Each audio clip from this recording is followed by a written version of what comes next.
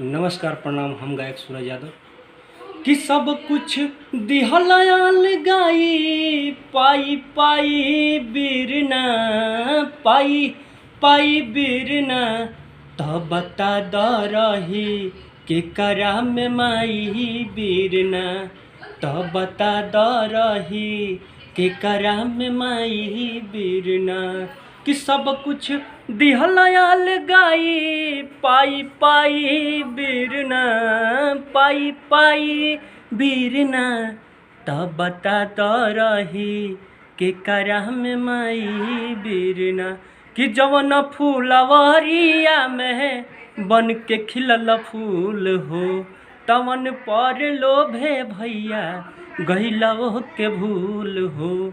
जवन फूलवरिया में बन के खिलल फूल हो तवन पर लोभे भैया गइलवो के भूल हो। माई के जुदाई कैसे भाई के जुदाई हो सहाई दीरना हो सहाई दीरना तब बता द रही कि करा में माई बीरना तब बता द रही कि करा में माई बीरना।